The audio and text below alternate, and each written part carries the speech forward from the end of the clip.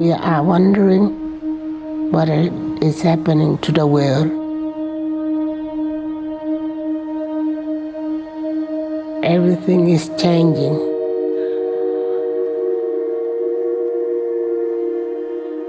The very idea of human being some sort of natural concept is really going to change.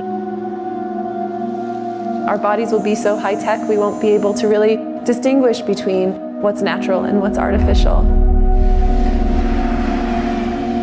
Inside our own heads is the most complex arrangement of matter in the known universe.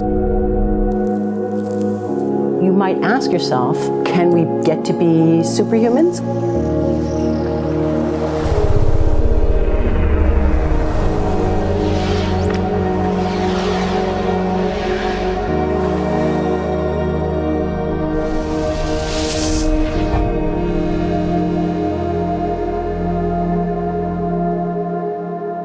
The original Industrial Revolution was driven by the discovery that you could use steam engines to do all kinds of interesting things.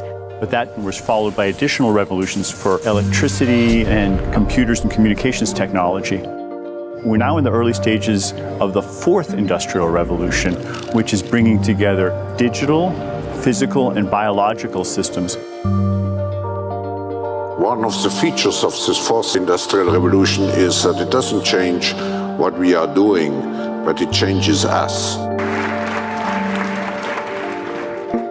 With the ability to visualize brain activity, for example, through a simple consumer-based EEG device, it gives us access to ourselves in ways that we've never before thought possible. It unlocks the black box that is the brain and enables us to really, truly be able to realize an identity that is aspirational. There's now a scientific foundation for the effects of mindfulness on the brain, on the genome, on biological aging. And when the human mind does know itself, then you get the potential for a new renaissance that restructures itself in terms of our relationship to life, our relationship to the planet, our relationship to work.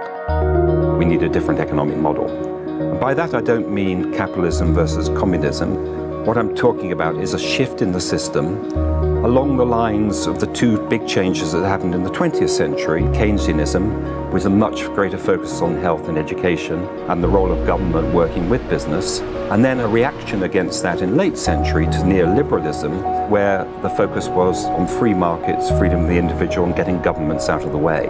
We need a shift to a new system that will allow us to meet the basic needs of every human on the planet, that will live within planetary means, that will be fairer, and that will be focused as its key goal, not on growth per se, but on maximizing human well-being. And history tells us that a values shift is triggered by creation of a new story about how we want to live.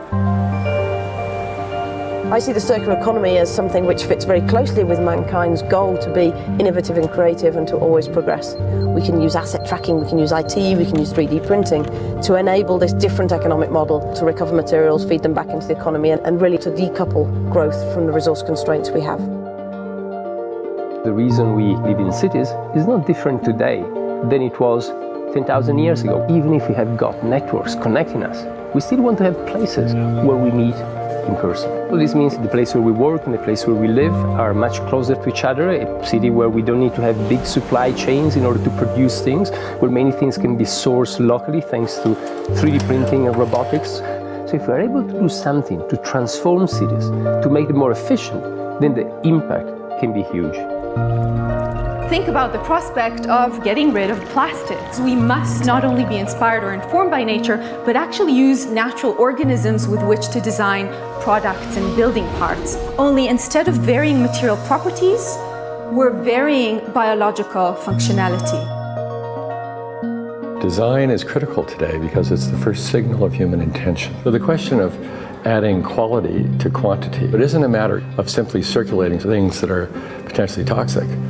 It's circulating things that are safe and healthy for all generations. So the goal is no longer, I want to be less bad, less monotonous, less unsafe, less unjust. It's really about a diverse, safe, healthy, and just world with clean air, clean water, clean soil, clean energy. Together we are fighting to preserve our fragile climate from irreversible damage and devastation of unthinkable proportions.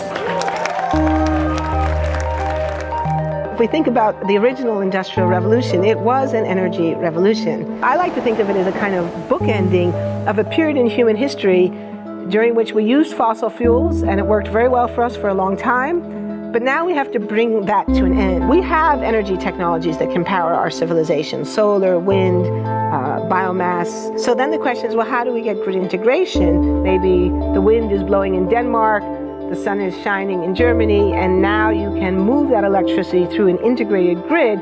You can supply energy to everyone who needs it, and you can supply energy at all times.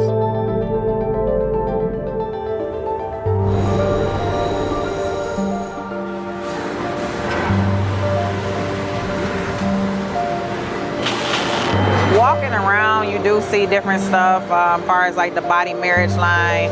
They use a lot of things that help them lift up and move things to the car. You just sit there and, you know, program something, and if it has its own set mind to go ahead and do everything. And then as humans, we just come in and take the extra steps to help the technology.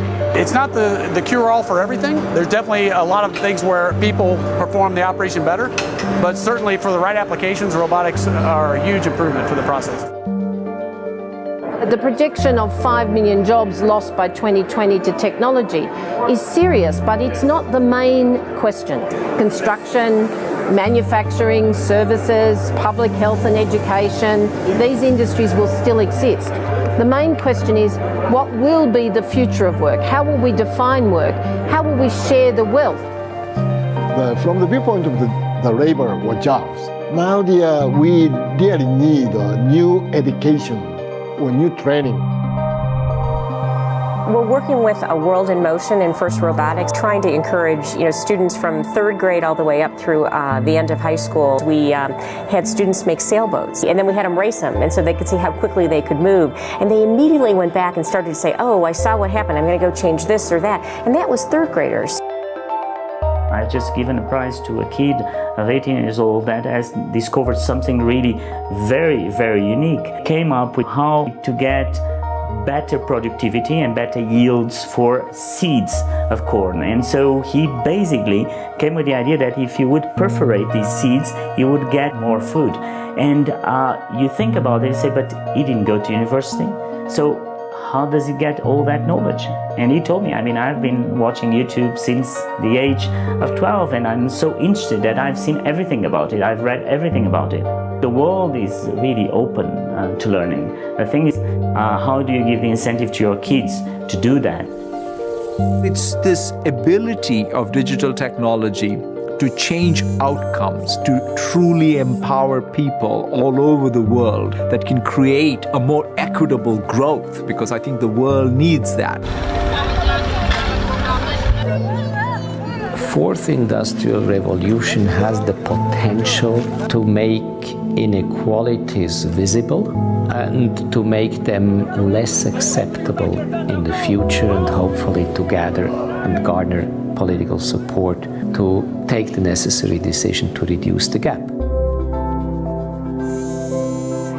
Humans have always been using tools, but because of the recent advances in technology, we're beginning to have machines that can augment us in all sorts of interesting ways. I was the first person in the world to be able to voluntarily move my legs while stepping in a robot by exciting the nervous system using electrical stimulators directly onto the spine. We believe that a cure will be possible if enough of the right people have the will to fast-track a cure for paralysis.